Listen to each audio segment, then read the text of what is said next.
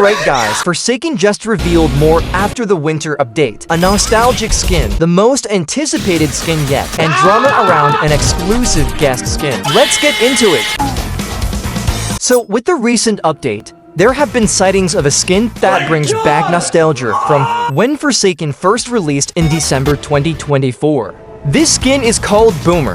There was a tester in servers using this skin for Cool Kid, alongside the default Cool Kid skin. You could hear the old chase theme, which led some people to question how the theme had returned. Others confirmed that permission was given by the original owner to bring this back. Because of this, many players now want to see it return in private servers for VIPs. As of now, it's still a dev-exclusive skin, so we don't know if it will be released publicly. Similar to what happened with the Gubby Veronica skin, there has also been a sighting of the Boomer 1X skin, which includes the old chase theme and the original SFX for 1X's abilities. On top of that, it also features the Meet Your Making LMS with Shevletsky. A lot of people want to see this skin return, mainly because they loved the old theme and the classic feel it brings. Hopefully, we'll be able to buy these skins later on. Would you like to see more Boomer skins for other characters? After ages, we have finally had a skin reveal that everyone has been waiting for, the Dignity skin.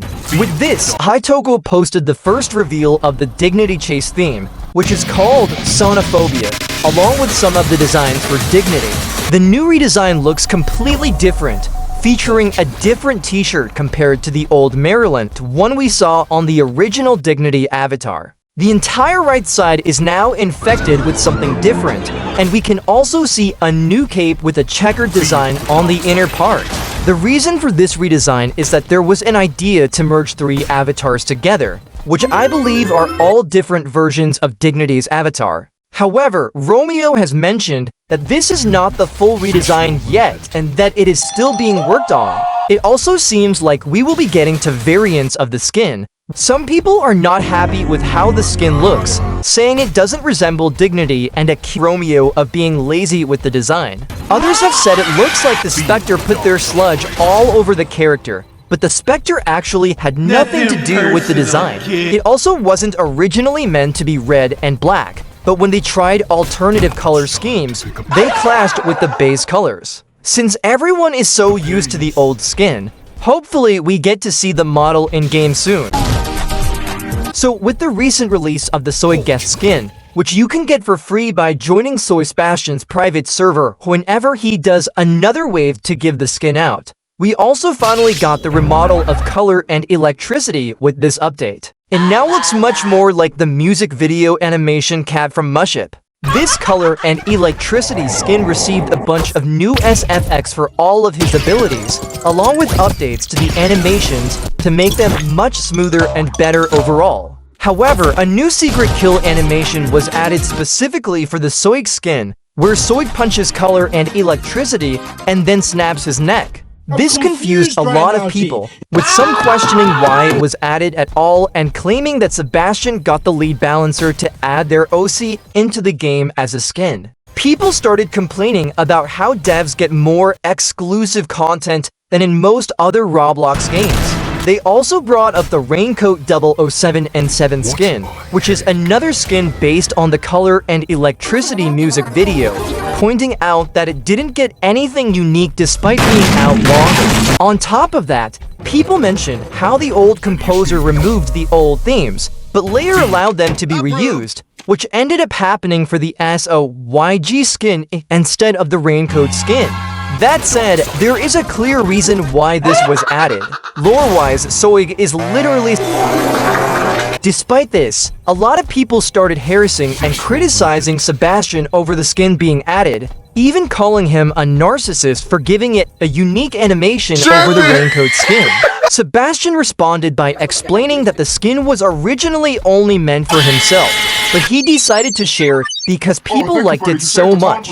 He added the animations purely for fun and out of his love for color and electricity. He also mentioned how heartbreaking it was to see the amount of toxicity and harassment sent his way, especially since the skin did not slow down development at all. This really shouldn't have turned into something negative, but once a custom kill animation was added, a lot of people started hating. So who do you think was actually in the wrong here?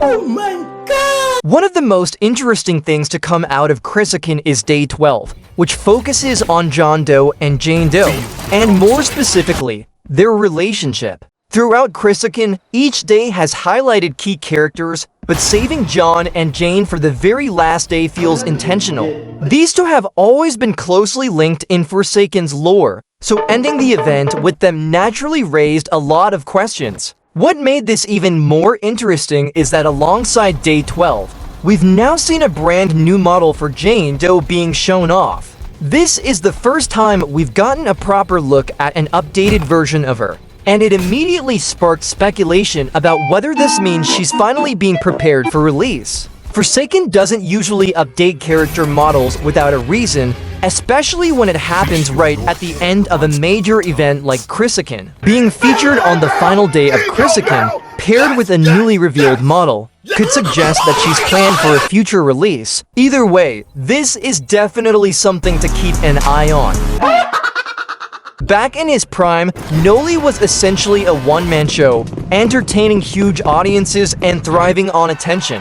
He always wanted to be the star, bending the rules just enough to keep the spotlight firmly on himself.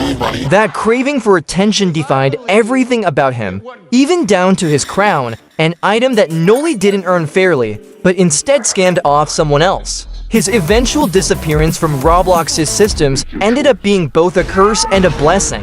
While it removed him from the public eye, it also froze his reputation in time, making him even more infamous. Unsurprisingly, every admin despised Noli, especially after the chaos he left behind.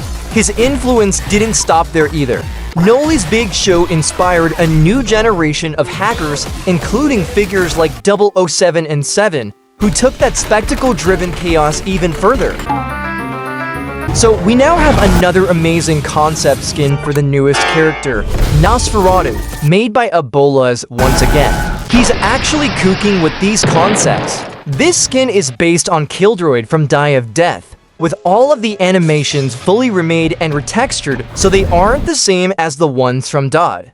We have the idle animation, with Nosferatu's cape adjusted to fit properly and the arm posture note matching Nosferatu's normal idle stance. Then there are the walk and run animations, where Kildroid is still floating using his jetpack. The lacerate animation literally looks like bro just turning around to punch the survivor. We also get a custom blood hook that throws and catches survivors using what looks like one of his rockets, with the rocket exploding on impact. There's a full Cataclysm animation, Hunter's Feast firing a rocket instead of using the Scream, and Ascension actually turning him into a killbot, complete with an idle, fly animation, and an insane landing that straight up self-destructs in the survivor's face. Then there's the stunned animation and, finally, the full kill animation, which ends with the survivor taking a rocket to the face. Honestly, this concept would work insanely well for Nosferatu after seeing it. Should this concept be added? So hopefully we'll get to see these sneak peeks added in-game soon. Which one are you most excited for? Subscribe and hit the bell for more Forsakening it.